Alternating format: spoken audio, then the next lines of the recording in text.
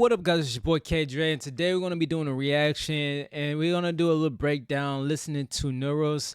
He's one of the high tier guys in the community as far as with Call of Duty gaming in general. He brings you news and stuff, and he has not been letting up on Activision about the whole SBM type stuff. The situation is going on, and not just him, but the Codfather. But they have definitely been going on a long journey breaking this stuff down. So we're gonna just go on here and see what he's talking about. He just uploaded this video recently. Ladies and gentlemen, welcome back to the channel and welcome back to Modern Warfare 3. I'm not letting that skill-based matchmaking nonsense that was posted yesterday go. I'm still going off on this because it's something that just bothers. I told you, man. He's still going off on this, man. It's crazy. Skill-based matchmaking nonsense that was posted yesterday go. I'm still going off on this because it's something that just bothers me so much, because in my mind, skill-based matchmaking was a turning point for the COD franchise. They claim that every single game dating back to COD 4 had skill-based matchmaking, but it was so different back then. Mostly it was just about team balancing and your level actually within the game itself. I do remember, way back when we'd play Call of Duty 4, if somebody got a new game or something, every now and then you would get a free 2 weeks on Xbox Live, they'd make a new account. And if that person had that, we would make them the party leader and our lobbies got a little bit easier back in COD 4. Like, it was a very simple, basic system. Was it anything like what we have now? Of course not, but they tried to paint it as if skill-based matchmaking has always existed. Yeah, it wasn't as that bad, you know what I'm saying? It has gotten a little too extreme, especially in small maps playlists. Man, you're not gonna have no fun like you used to, man. But I would say that there's some pros and cons to it. I've noticed that for me, I've gotten a little better as far as just consistently going against people that's better than me or as good as me. But at the same time, it does get annoying when you're trying to get good gameplays. Not even if you're recording content, but just trying to just casually play. It can be really annoying. Even in your favorite games like Black Ops 2 or Modern Warfare 3 or Call of Duty 4 or anything like that, they try to paint it as skill-based matchmaking has always existed. It's always been a good thing, and it's even good for high skill players, which they said as much yesterday, and I just have to cover this here. So here we see value to elite players. Apparently there's value to skill-based matchmaking for elite players. The marginal performance increase for high skill players with loosened skill consideration represents a short-term gain. The high skill players are likely to get more matches where they could blow out the competition in the short term, but when that occurs, the competition tends to play less, and the result is the player pool shrinks overall. With low and mid skill players exiting the core multiplayer pool, high skill players are more likely to encounter other high skill players in the matchmaking by default. That's what we already have, pretty much. Like, if you're a good player, you pretty much only play against good players. Bro, that's all I go against, man. I go against a lot of people who using shotguns, SMGs, or the best rifles. Literally. It's very rarely sometimes I get on a day. I play for an hour a day, and man, when I tell you, even for core, regular core, not even the smallest playlist, but just regular core TDM, I go against really good players. There's a lot of times, some of them are just better than me. You know what I'm saying? Like, true facts. Like, you get in these lobbies, man, you be like, all the years, and I've played from Modern Warfare 3, Black Ops 1, Call of Duty Ghosts, Advanced Warfare, all the way up. You know what I'm saying? Black Ops 3. I played all of them. Some form online. But it's never been to this point where I'm going against consistently nothing but good people. And I still do good, right? I still have a good KD as far as at the end of the game. I get a lot of good kills, but man, it's either you win or you lose. Sometimes here and there I do crappy, but that's if I'm trying to like snipe or something like that, or I'm trying to just do something different and I'm not going for the most crazy knowing the easy gun that's OP.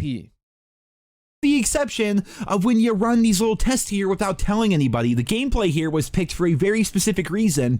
This was recorded in May, and I made several videos talking about this, but when they released the game mode Minefield, which was basically just team deathmatch, but whenever somebody died, they dropped a mine, and that mine would be lethal to other members of their team. That game mode had no skill-based matchmaking. Like, I think overall, over the course of like 50 matches in the game mode, I had like a 3.5 KD and like a 10 win loss or something stupid, something absurd like that, something that you just don't really see in Call of Duty anymore. And the only thing I could derive from that is there was no skill-based matchmaking within that particular playlist. They were doing one of their tests that they never want to tell us about. But the thing about that is, if we just go play a normal game mode, by default, if you're a high skill player, there's going to be other high skill players in the game, and it's going to just be a sweat fest 24/7. Like, they're saying that they have to keep skill-based matchmaking, otherwise you'll only face people of an equal skill level. Well, that's what's happening right now anyway. It's just such complete bullshit. But let's continue on here. Players can see this impact in legacy Call of Duty games today.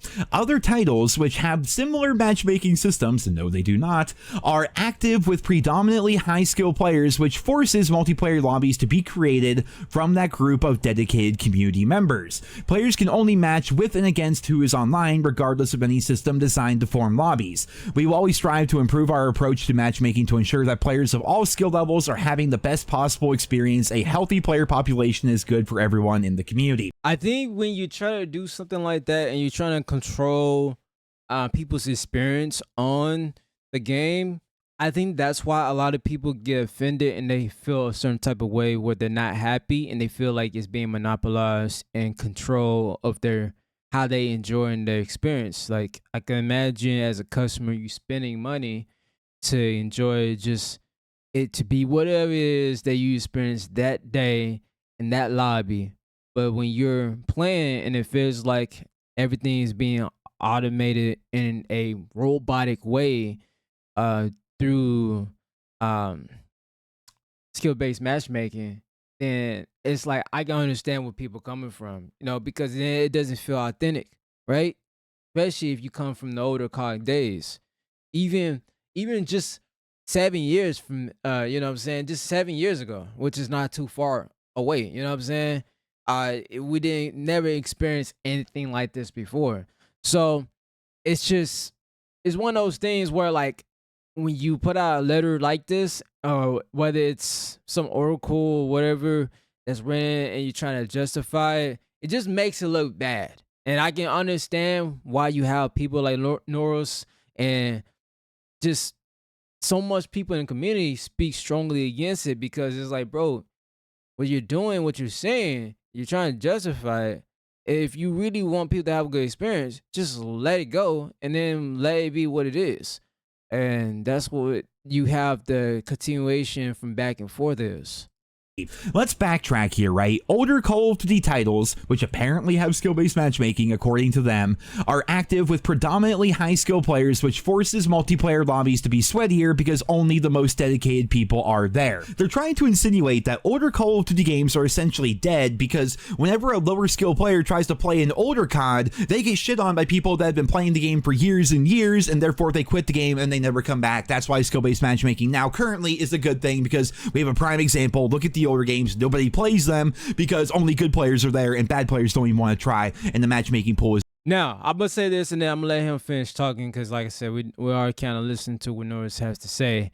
So I'm gonna shut up real quick. But I would say this, man, at the end of the day, Activision is looking at it as a business, right? They're a business. They have people on payroll. They have a whole board of people who decides what needs to be what, et cetera. And it's a business at the end of the day. Their main thing is trying to get more people to play the game, and they're looking at numbers. They're not the type of people who are in there actually playing the game most of the times, unless you got some people who actually do. But chances is, after you are done working and you're clocking out, you don't want to go home to play a game that reminds you of work. So a lot of these guys might not be actually playing the game like that. They're not experiencing it. It's the same thing like with retail, right? You work retail, your boss from the higher office, they They don't know that it be high in the store. They just know, oh, we saving money on the AC. Oh, we saving money on this. And we looking at the numbers. You should be able to push this amount of freight out. You should be able to do this and do that. But then they don't never actually go to the store. The only time they show up to the store is when something bad happens and they go check it out. And they're like, what's going on? Is, well, you wasn't there. You wasn't there to see what we had to do and what it takes to be in this store. You only just see it from the outside perspective. So, you know, at the end of the day, it's like, man, I feel like skill-based matchmaking is going to be here. They invested too much money into it. Whatever it is that this system that has been made to kind of fit, to help customize the player's experience is going to be here. The best thing I would say is that they can try to at least tune it down. Or if there should be other things that we should do. Like, I think we should create a player community type thing, right? A player community where, like, people, it's like you join this community. Somehow we can be able to set it up to where people can join in. We all play in a type of way to where you join into the lobby and it's just what it is. You got a player of everybody. Now, that's the casual player might not be in it because, you know what I'm saying, they're not caring about it. They're just going to jump online. But I think people who just want to have a good time, have fun, maybe you can find those type of communities that we can set to create a certain playlist for people to join in, party up, meet friends, and et cetera, and just mess around and have fun. You know what I'm saying? I don't know. We got to figure something out, because if we leave it to Activision, we leave it to these people, you're going to lose your game. The thing that you enjoy, that you had your childhood growing up, having fun playing. I mean, look at Halo. Halo is a perfect example. The community, as far as private playlisting, et cetera, they do amazing with that. Customizing maps and all that. So I think that as a community, we should take that back and stop giving the power over to Activision them. And for us, ourselves, figure out, okay, what can we do ourselves to where we can have our fun back and when we can build our community up, instead of letting it be bling. We just going to just hope that they fix it the next COD, because it's not going to work like that, man. It's just not. If COD has evolved, the business has evolved. It's too much money they're making. It's too much that's on the line for them to just go back to what they used to do. Even though it will make COD great again, business-wise and numbers, it might just doesn't make sense for them no more. So we have to look at it like that too. And like I said, the best way to do it is to take that control back. Is we got to stop giving it to them and say, hey, let's find ways as us as a community can come together and do some things. Look at FaZe and Optic. They did remember the FaZe and 100 Thieves and Optic when they did the LAN thing, and they played on the old games and the newer games. They did the snipes, one-offs, 1v1s, and the 5v5 sniping and all that. Do stuff like that. You know, let's do things like that. Just take control back and revolutionize how we love our games for the Call of Duty franchise, instead of just relying on every year hoping that they're gonna make the COD that we want. Because I feel like we just gone too deep in, and I don't know if they're gonna ever go back to that. Was not big enough to protect those low-skill players. They're essentially blaming older Call of Duty games, for all intents and purposes, being dead because they don't have enough skill-based matchmaking in there. Are you kidding me? The reason why older Call of Duty games are dead is because Activision wants them to be dead. They actively go out of their way to make sure that those games are dead, and I can prove that. Let's take Black Ops 2, for example, widely considered by the community to be one of, if not the greatest Call of Duty game of all time. It is hacked all to hell, and it's been hacked all to hell for a very long time. I can't even go play the game anymore, because in that game, all hackers have to know is your gamer tag. They don't have to have access to your account or anything like that. They just need to know your name, and just simply by knowing your gamer tag, they can alter your stats, they can reset your prestiges, they can reset anything. I had one hacker completely reset me to level 1, and I had nothing available to me on my account whatsoever after being Prestige Master and everything, and that felt pretty terrible. I made a video talking about that, and then either the same hacker or another hacker, I'm not sure, they took me and put me up to Prestige Master, unlocked everything in the game for me, and put a heart in my clan tag. That is how hacked the game is. They can do whatever they want to anybody's account at any point, not to mention all the other nonsense that you're seeing on your screen right now. On top of that, have you ever looked at the price of older Call of Duty games? What the heck? Let's use Black Ops 2 as an example. Does that look like a price of a game that came out in 2012? They're trying to act like Black Ops 2 is a premium title that just came out this year. And not to mention, Black Ops 2 was one of those games that had a season pass. It had map packs and things of that nature. And you would think over time, the prices of that nonsense would go down in an effort to get people to continue to play the game. But oh no, the prices of DLC in Black Ops 2, 12 years later, are the same as they were. I ain't gonna lie, this shit looks like 007 or something, like some futuristic 007 or Duke Nukem or something like that. Like, it just looks like a Nintendo 64 game, futuristic game or something. It looks freaking dope if you look at it from that perspective. Yeah, that's crazy, man, to have the prices go up. But I mean, bro, you don't have to play it. I mean, I know if you bought it and like it's your game forever and you want to play it, but bro, they don't have to have those servers up for online games. I'm gonna tell you this: games normally, when you see games that they normally, especially when it comes with something online and they're not like a yearly title, like Call of Duty, Activision, usually their time frame shelves of a game being online is anywhere from 3 to 5 years. So the fact that Black Ops 2 has lobbies still, even though it's not playable at all, but it's still on, and that game has been out for over 10 years. For sure, over 10 years. It has to be over 10 years. How long Call of Duty Black Ops 2 been out? Damn near probably about 10 years or more. It has to be. I remember I think it was like 2015 it came out. Was it? No, 2015 Call of Duty Ghosts came out because that's when I got it. So this shit came out in 2013, I think.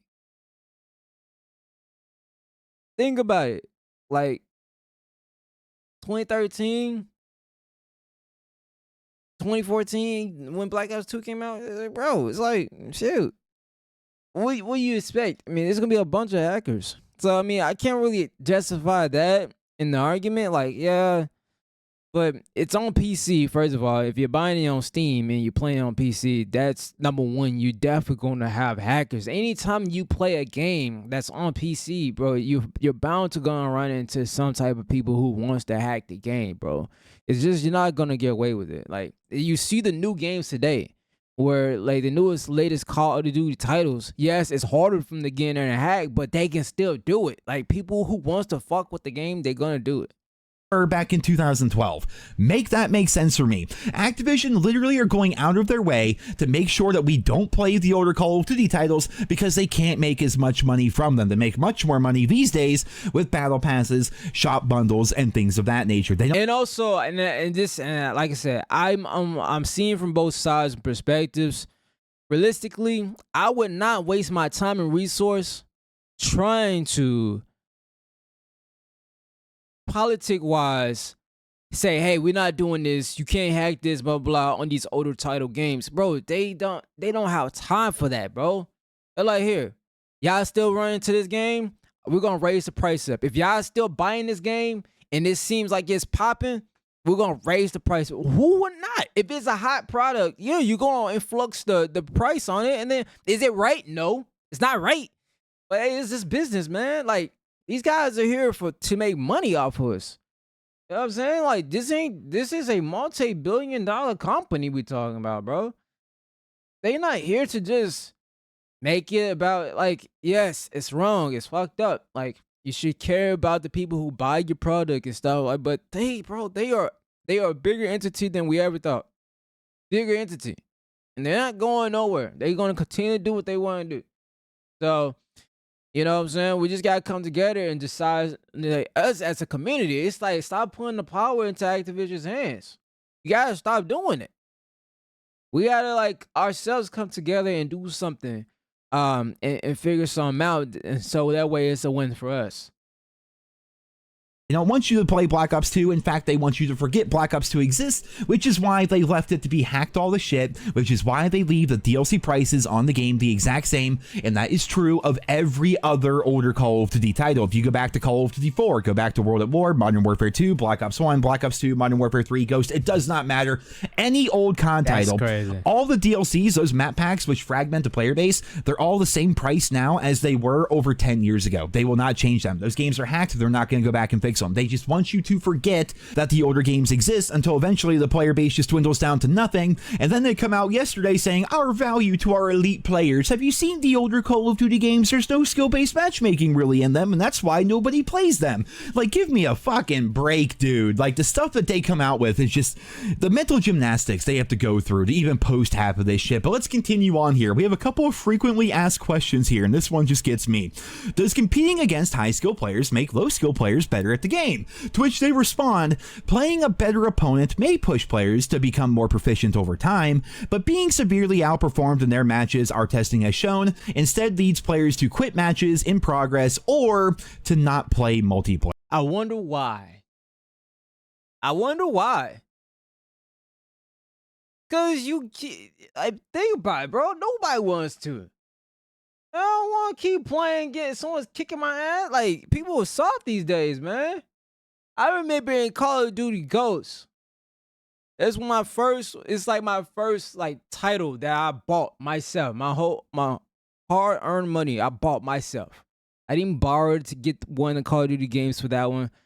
You know what I'm saying? The other Call of Duty games I did, I borrowed games, I traded it, and then boom, boom, boom. This one, like Call of Duty Ghosts, I bought it myself. And I played it when it's first released. I got on there, I was trash. Straight booty, bro. Ass. And I did not enjoy the experience. I loved it because it was a cool experience being released. But I was like, damn, I'm not that good. I was getting only like 5, 7 kills. And you had dudes just trashing me. And then it's like I just kept playing. And then I started to become so good. I played that game for years. Even when the other titles was out, I still played that game for years. And I got super good at it. So good, people thought I was hacking. So it's just, I think nowadays, people are soft. They don't want to go through and get their ass kicked. And when you have skill-based matchmaking, you are so cuddling these people to be like that. So when it comes to actually, I give you a good example. Activision. It's different than Call of Duty. It's a little bit filled. It's like the feel is almost there, but it's not really there. It's a little different. I got on there, got trashed on. I was like, all right, I gotta accept this what it is. It's not skill-based matchmaking. This is just me being trash, and other people are better at me on this. You know what I'm saying? I thought I could go in there and start sniping, going crazy. Nope, not at all. I was getting trash. What I had to do, I started playing more. On Activision, I don't use regular guns. I like to snipe on her. I like the challenge. So all I do is snipe. And so I was just practicing, just keep playing. And then I started getting better. I was holding my own weight. And then as I kept playing, I got really good, dominating, being aggressive, boom, boom, boom.